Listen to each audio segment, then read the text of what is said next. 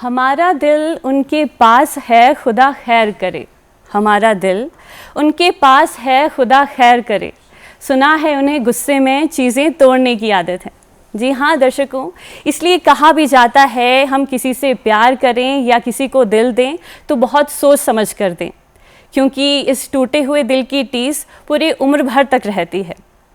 लेकिन प्यार कहाँ सोच समझ कर किया जाता है, और जब प्यार के ऊपर निर्भर स्टोरीज़ होती हैं, लव स्टोरीज़ बन जाती हैं, और इन्हीं स्टोरीज़ पर आधारित हमारा ये कार्यक्रम रहता है। हमारा कार्यक्रम जीवन साथी कार्यक्रम, और इसमें आज मैं हूँ आपके साथ दीक्षा शर्मा। आज जो कपल हमारे साथ मौजूद हैं उनके बारे में हम आपको क्या बताएं। ये बातें सुनने में बहुत अटपटी लगती हैं, क्योंकि आज के समय में जब रिश्तों की बुनियाद काफ़ी कम रहती है, ऐसे में जब ऐसे दंपति हमारे सामने आते हैं, एक अच्छा एग्जाम्पल हमारे सामने सेट करते हैं, तो आने वाले यूथ को भी एक पथ प्रदर्शक के रूप में वो आगे बढ़ा सकते हैं। आज हमारे साथ जो कपल मौजूद हैं, चलिए उनका तारुफ आपसे करवा देते हैं। हमारे साथ मौजूद हैं वरयाम सिंह बैंस जी, जो हिमाचल प्रदेश विश्वविद्यालय से डेप्यूटी रजिस्ट्रार के पद से सेवानिवृत्त हुए हैं, और साथ ही साथ उनकी बेटर हाफ हमारे साथ मौजूद है शकुंतला बैंस जी। आप आईजीएमसी शिमला से एक नर्सिंग सुपरिटेंडेंट के पद से सेवानिवृत्त हुई हैं। आप दोनों का बहुत बहुत स्वागत है जीवन साथी कार्यक्रम। थैंक यू जी। उससे पहले हम आपके बारे में थोड़ा जानना चाहेंगे कि किस फील्ड से आप संबंधित रहे हैं और क्या शौक आपके रहे हैं, इस बारे में थोड़ा बताइए। वैसे तो मैं हिमाचल प्रदेश विश्वविद्यालय में कार्यरत रहा, लगभग 42 वर्ष मैंने वहाँ कार्य किया जी। और मुझे 18 वर्ष की आयु में ही जॉब मिल गई थी जी। तो लोगों को तो जॉब ढूंढने में भी टाइम लगता है जी। मैं तो बिल्कुल जस्ट टीन एज मेरी ओवर हो रही थी और मैं जॉब में आ गया जी। और हिमाचल प्रदेश विश्वविद्यालय में मैं 2014 में सेवानिवृत्त हुआ।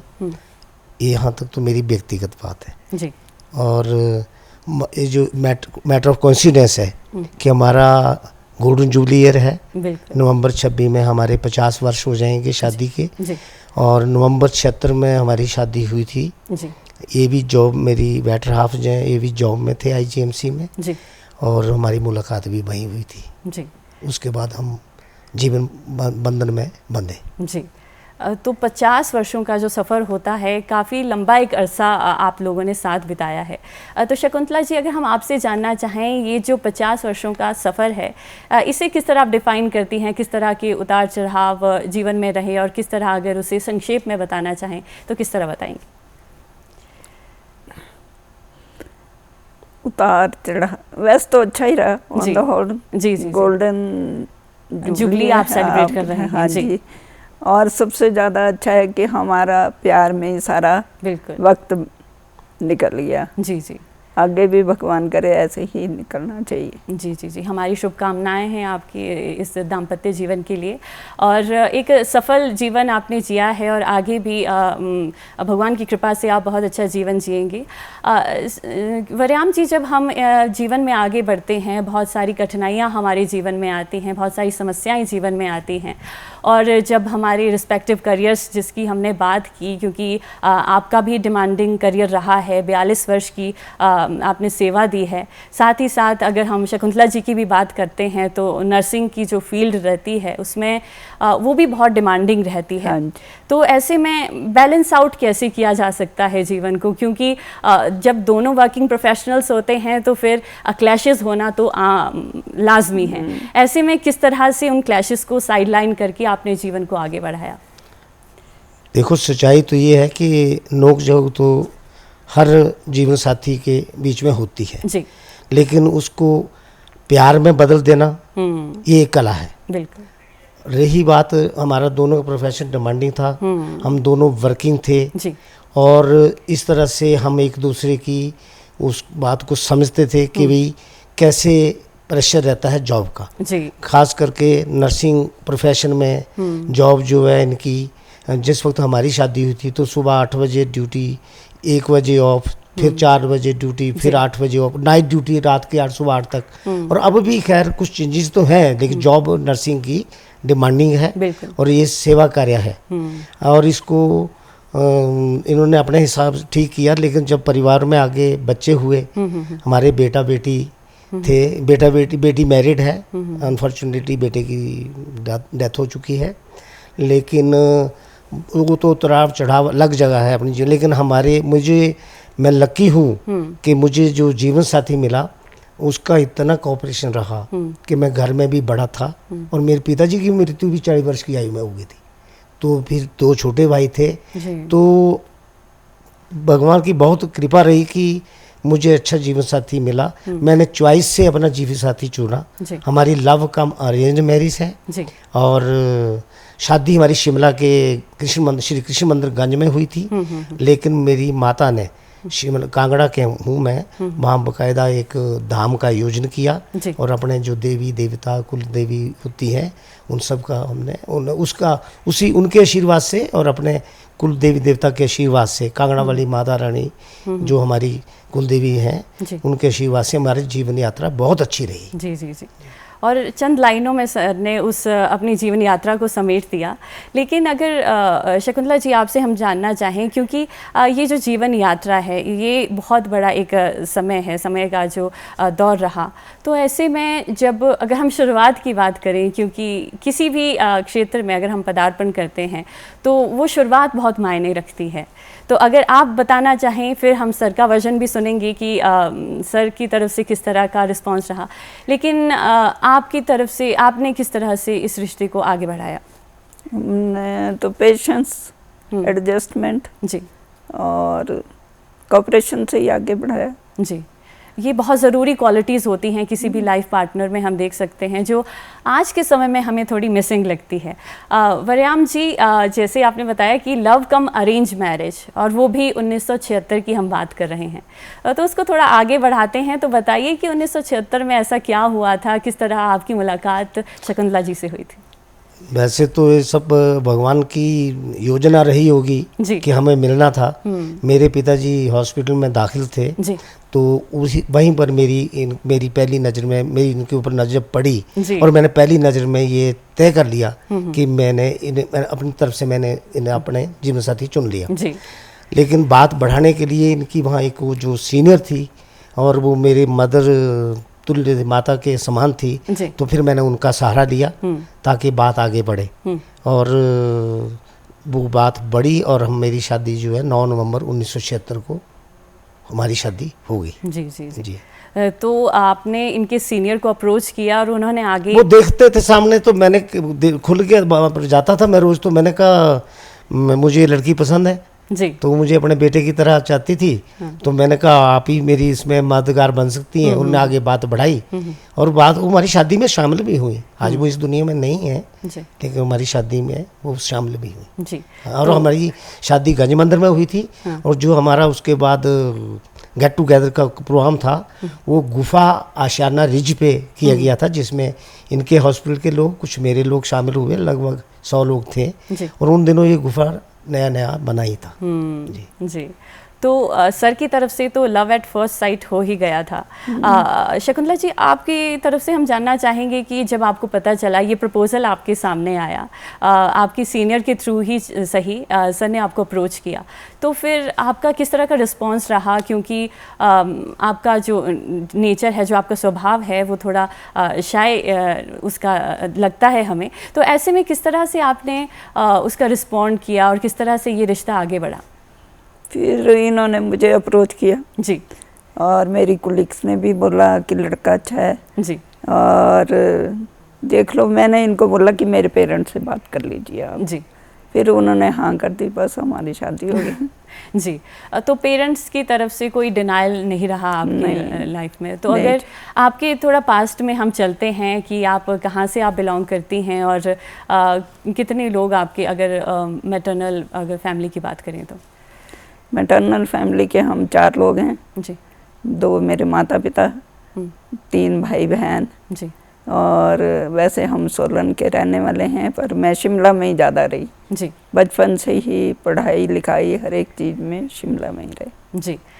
तो कोई ऐसी धारणा मन में नहीं थी, क्योंकि जो सर हैं वो कांगड़ा ज़िले से उनका संबंध रहा है और आपका सोलन या शिमला से ही संबंध रहा है, तो कोई ऐसा एरिया स्पेसिफिक, कोई ऐसा आपके पेरेंट्स के दिमाग में कोई ये चीज़ नहीं थी कि उनको शिमला का ही लड़का होना चाहिए या सोलन का ही लड़का होना चाहिए, हम इतना दूर अपनी लड़की का विवाह नहीं करेंगे, इस तरह की कोई बातें, कोई चर्चाएँ घर पे होती थी? नहीं। जी, उनका पूरी तरह से आपको अप्रूवल मिल चुका था कि इस रिश्ते को लेकर आगे बढ़ना चाहिए? हाँ जी। जी।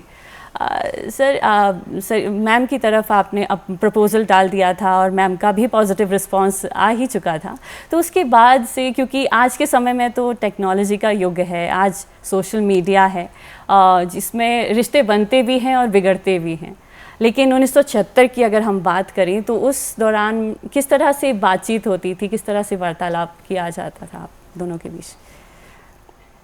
हमारे केस में तो हमने लव लेटर्स का सहारा लिया, लव लेटर्स ही कह सकते, पत्र व्यवहार ही करते थे हम, और चिट्ठियाँ जो है या तो कभी बाई पोस्ट, वैसे डर रहता किसी और के हाथ न लगे तो किसी फ्रेंड के थ्रू, और ये भी मुझे कभी कभी रिस्पॉन्ड कर देती थी लेटर के माध्यम से, तो इनके फ्रेंड के माध्यम से, क्योंकि शिमला में थे तो जान पहचान तो कॉमन बीच में थे ही, और जब एक बार बात क्लियर हो गई कि हमको शादी करनी है तो फिर फ्रेंड्स के माइंड में क्लियर हो गई बात, तो फिर मुलाकात करवा भी देते थे, ऐसी बात नहीं है। और शिमला में सबसे बड़ा चार्म होता है, रेस्टोरेंट में कहीं बैठो चाय वाय पीने का, कभी कोई अपॉइंटमेंट कर लेते थे, पर उसमें इनकी फ्रेंड्स हमेशा ही साथ रहती थी, और शायद हर लड़की ऐसे ही करती होगी कि अकेले क्यों बैठना है, तो शी ऑलवेज जब भी आती थी अपने फ्रेंड्स के साथ आती थी।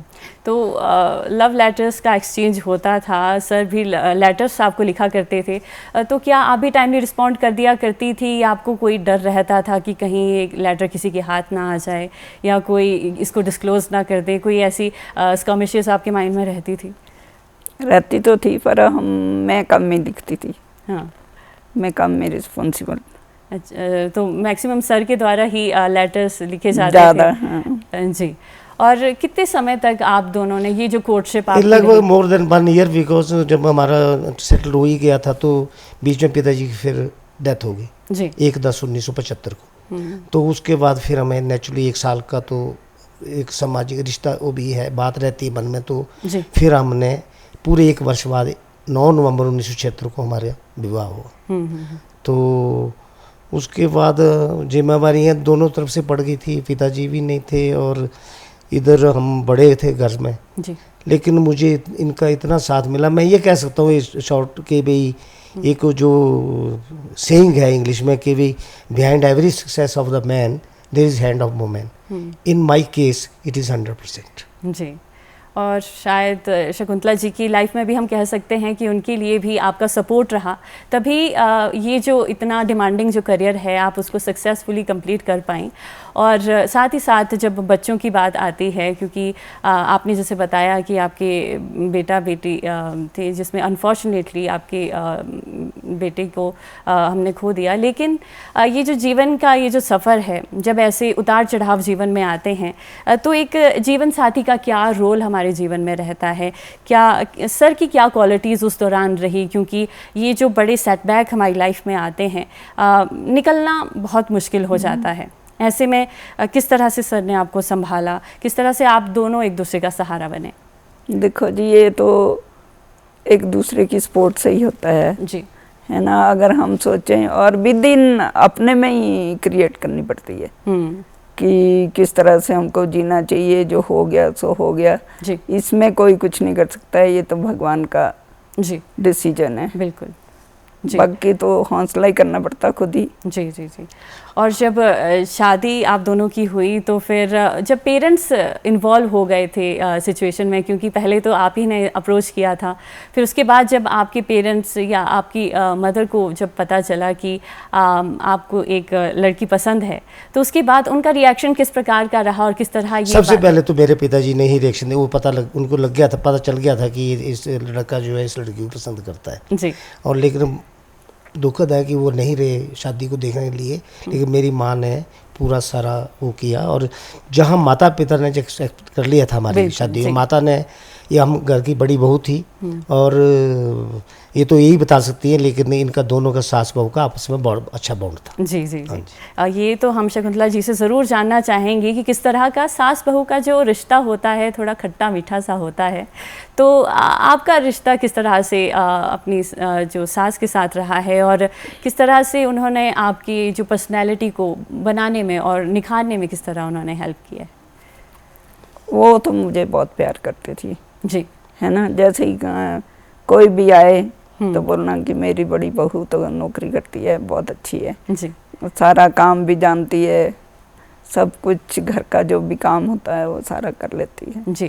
कुछ ऐसी स्पेसिफिक आपकी इससे कुछ डिमांड की गई हो कि नहीं आपको ये स्पेसिफिक कोई चीज़ बनानी आती है, या जो वो पहली रसोई होती है आफ्टर मैरिज, उसके बारे में थोड़ा बताइए कि। पहली रसोई तो मैंने हलवा बनाया था जी, फिर सब ने बड़े प्यार से खाया जी। और साथ में मुझे शगन भी दिए। क्या बात है। और मतलब आप साथ ही साथ अपने करियर के साथ साथ आप जो घर के कार्य होते हैं उनमें भी निपुण थी। हाँ जी। तो इन सब चीज़ों से आपको इतना डिफ़िकल्टी फेस करनी नहीं पड़ी? नहीं पड़ी जी। और आपकी सास, जैसे आपने बताया कि उनका भी बहुत पॉजिटिव रिस्पांस था, और जो आपका करियर रहा है नर्सिंग का, इसने भी आपको जो आपका नर्चरिंग जो एस्पेक्ट है लाइफ का, उसे भी ज़रूर निखारा ही है।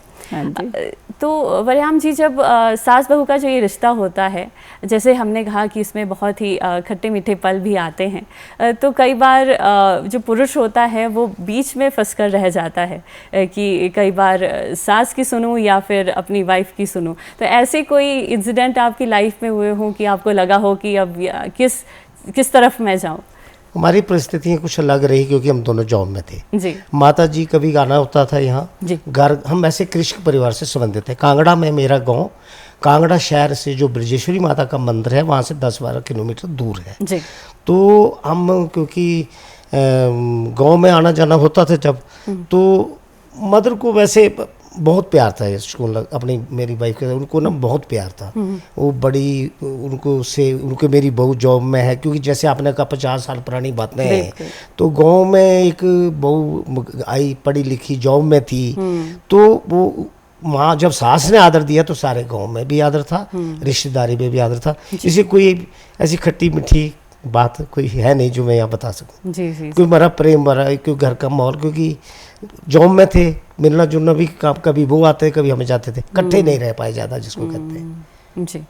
तो लाइफ ऐसे ही आगे बढ़ती जाती है और बहुत सारे पल हमारी लाइफ में जुड़ते जाते हैं, और फिर जब हम इंडिविजुअल्स होते हैं तब थोड़ी लाइफ डिफरेंट होती है, और जब बच्चे हमारी लाइफ में आते हैं तो स्थितियाँ और बदल जाती हैं और खूबसूरत भी हो जाती हैं। तो शकुंतला जी, क्या जब बच्चे आपकी लाइफ में आए तो सर की तरफ से किस तरह का सपोर्ट आपको मिला? क्योंकि कई बार कुकिंग भी करनी पड़ती है, तो कहीं वो मेल ईगो तो नहीं आ जाता था कि मैं क्यों घर के काम करूं, ये महिलाओं को करने चाहिए, महिलाओं को बच्चे भी संभालने चाहिए। तो क्या इस तरह का कोई इगोइस्टिक कोई नेचर आपको फेस करना पड़ा? नहीं जी, हमने तो आपस में मिल के ही करा। जो भी काम, ये बच्चों को देखते थे, मैं काम करती थी, मैं काम करती थी तो ये बच्चों को देख लेते थे, ऐसे चला। सबसे पहले हमारे बेटा हुआ, उस बेटे की खुशी में सारे लोग गांव के भी सारे खुश हुए बहुत ज़्यादा, क्योंकि हमारा पहला ही बच्चा था ना। हाँ जी, हाँ जी। और फिर देखो, जॉब में अगर ये सुबह टिफिन तैयार करने हैं, जॉब में जाना 8 बजे, बड़ा जल्दी जाना पड़ता था, और बच्चे छोटे का बैग भी उठाना, स्कूल में छोड़ना भी, तो चलो वो हस्बैंड का काम हो जाता था।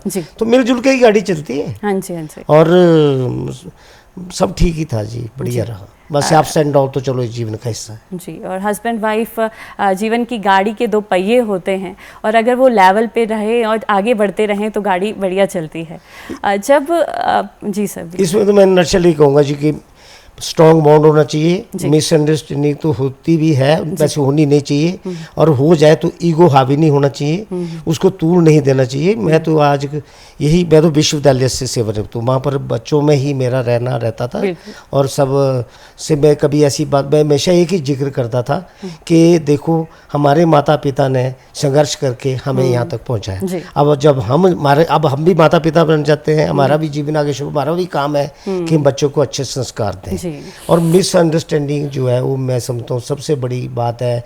बहुत सी जो चीज़ें आज समाज में, मैं तो आज के युवा पीढ़ी को ये संदेश दूंगा कि मिलजुल कर प्यार करो, दो आत्माओं का मेल है ये जो जीवन है ये भगवान का फैसला है जो हमारी जोड़ियां बनती हैं और इसको अच्छे से निभाना चाहिए। हमें एक उदाहरण बनना चाहिए समाज के लिए, अपने जीवन में भी और जीवन रहने के बाद भी। जी जी।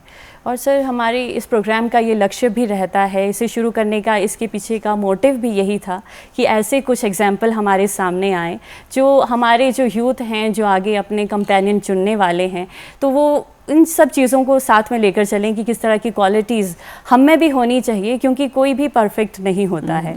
तो उस इंसान को उसकी लिमिटेशंस के साथ, उसकी कमियों के साथ एक्सेप्ट करना, यही जीवन है। हाँ जी। जब जैसे हमने बात की कि बच्चे जब लाइफ में आते हैं तो लाइफ बहुत ही डिफरेंट हो जाती है। हाँ तो फिर जब आपके कोई जहन में कोई मदर गिल्ट नहीं आता था, क्योंकि आप घर पे बच्चों को छोड़ के जाती थी, काम पर जाती थी, और वहाँ पर भी बहुत डिमांडिंग जैसे आपका करियर रहा है, इसमें कोई टाइम लिमिट नहीं होती थी। खैर आज के समय में हम देखते हैं कि जॉब थोड़ा टाइम बाउंड रहता है, लेकिन उस दौरान टाइम मतलब बहुत ज़्यादा आप लॉन्ग आवर्स आप काम किया करते थे। तो बच्चों के लिए, बच्चों की तरफ कोई मदर गिल्ट रहता हो या फिर कोई जैसे मैटरनिटी लीव की हम बात करते हैं, तो उसको थोड़ा बताइए कि उस दौरान किस तरह की उस टाइम तो बड़ी कम मैटरनिटी लीव मिलती थी। आजकल तो देखो 6 महीने, उस टाइम तो 3 महीने मिलती थी जी, है ना। फिर बच्चों को छोड़ के जाना, दिल में कसक सी तो होती है जी, है ना। पर जब हम किसी सीरियस या किसी पेशेंट को देख लेते तो घर का ध्यान बिल्कुल नहीं रहता था, क्योंकि पता है कि पीछे संभालने वाले हैं जी। तो एक सपोर्ट सिस्टम अगर हो तो लाइफ गुजारना बहुत ही आसान हो जाता है। अगर आपकी बात करें तो आपकी लाइफ में ऐसे सपोर्ट सिस्टम कौन रहे हैं? मेरे हस्बैंड रहे। जी जी सर, पूरा क्रेडिट मैम ने आप ही को दिया है अपनी लाइफ में, जो भी सक्सेस इन्होंने हासिल की है, जो भी, चाहे वो बच्चों को लेकर हो या फिर करियर वाइज हो। तो ये सुनने में कितना अच्छा लगता है और कितना आप अपने आप को इसके लिए जिम्मेदार भी मानते हैं। मैं अपने आप को बहुत सौभाग्यवादी समझता हूँ और मुझे बड़ा केयरिंग जीवन साथी मिला। हमने देखो जब हमारी जीवन में ये ऐसा कठिन समय भी आया तो हमने दोनों ने मिलके, और हम ज़्यादा करके वृंदावन निकल जाते हैं, हमारी 7-8 बार यात्रा हो चुकी है। और वैसे भी कई जगह हमें पीछे एक हमारे जानने वाले थे, आर्यन 2 फिल्म में हमें एक मौका मिला रोल करने का, जिसमें इसका दादी का रोल था। एक गाने में रोल मिला कि बारिश फिर से आना, उसमें भी हमारा वो था। तो हम अपने आप को सक्रिय रखा है। हमने एज को भी, मतलब हमने कभी माइंड में नहीं लेके क्या एज है, क्योंकि अपने आप को तो मैंने कभी इस तरह से सोचा कि age is number, just number, पर जीवन को जीना है और जैसे भी हो अच्छा बुरा समय जो मिलजुल के जो है पार करना पड़ता है जी। और अगर इतना अच्छा कंपेनियन हो तो जीवन गुजारना बहुत ही आसान हो जाता है। और जब ऐसी परिस्थितियां हमारे ऊपर पड़ती हैं तो अगर अच्छा कंपेनियन हो तो उसके साथ ये स्थितियां भी गुजरने में बहुत ही इजी और आसानी रहती है।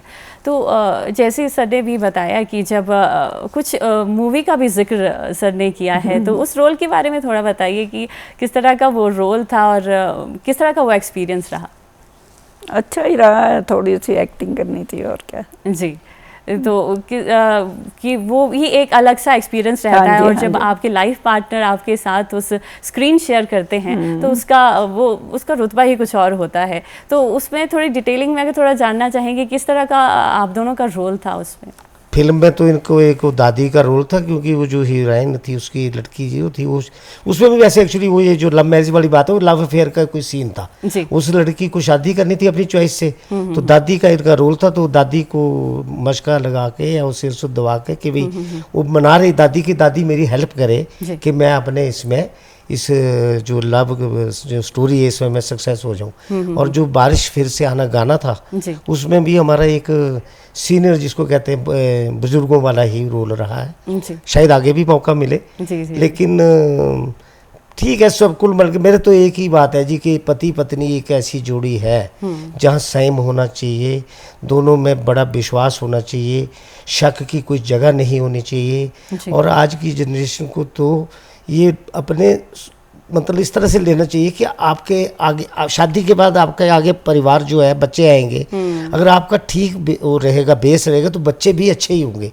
और बुरा वैसे किसी को नहीं कहता मैं, लेकिन बुरा बन जाते हैं, हालात बन जाते हैं, लेकिन हालात को हैंडल जो कर लेते हैं, मैंने आपको पहले कहा ना कि नोक झोंक ही तो जीवन का हिस्सा है, वो सब परिवारों में होती है, इसको कोई डिराई करे, लेकिन उसको कोई प्यार में बदल लेता है, कोई खुशी में बदल लेता है, कोई तकरार में बढ़ा देता है, यहाँ तक कई डाइवोर्स में ही मामला चला जाता है। जी। जो कि मैं नहीं समझता कोई अच्छी बात है। अगर दो परिवार जुड़े हैं, दो आत्माएं मिली हैं, मैं समझता हूँ कि डाइवोर्स के लिए, तलाक के लिए कोई जगह नहीं है। जी। नहीं होनी चाहिए। जी, बहुत से आर्गुमेंट्स भी हो जाते हैं, डिसएग्रीमेंट्स हो जाते हैं, पर इसका ये मतलब नहीं है कि उस रिश्ते को तोड़ ही देना चाहिए। उसका कोई और ज़रिया भी हो सकता है, लेकिन जब आज की न्यूक्लियर फैमिलीज़ की हम बात करते हैं तो समझाने वाला कोई नहीं। हमारे शास्त्रों में साफ है, जब हमने किसी को अपने मान लिया एक दूसरे को, हमारी तो पृष्ठभूमि में अगर आप देखा जाए, जब शादी होती तो कहते हैं देखो ये लक्ष्मी और विष्णु की जोड़ी है,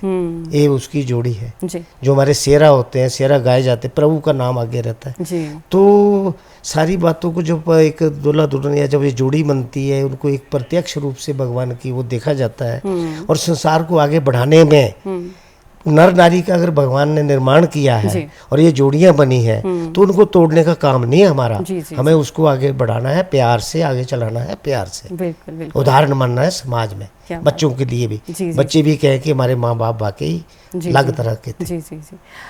शकुंतला जी, अगर कोई क्वालिटीज़ आप बताना चाहें, क्योंकि हम अपने प्रोग्राम के अंतिम पड़ाव पर है, तो कोई ऐसी क्वालिटीज़ जो किसी लाइफ पार्टनर में होनी चाहिए, जो आज के यूथ को देखनी चाहिए अगर वो लाइफ पार्टनर चुनना चाहते हैं? तो देखो जी, एक तो उनमें होनी चाहिए पेशेंस। जी। ईगो पावर नहीं होनी चाहिए, फिर कॉपरेशन होनी चाहिए आपस में, और अपने बड़ों का कहना मानना चाहिए।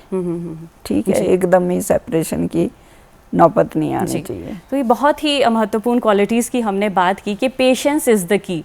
अगर हमने पेशेंस रख लिया तो लाइफ में आगे हम बढ़ते जाएंगे, रिश्ते को टूटने से हम बचा सकते हैं। और जब ऐसे एग्जाम्पल हमारे सामने होते हैं तो राहें और भी आसान हो जाती हैं।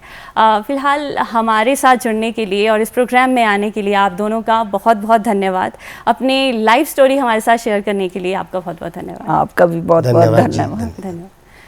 तो दर्शकों, आज इस कार्यक्रम में मेरे साथ बस इतना ही। आप देखते रहिए DD हिमाचल। हमें दीजिए आज्ञा। नमस्कार।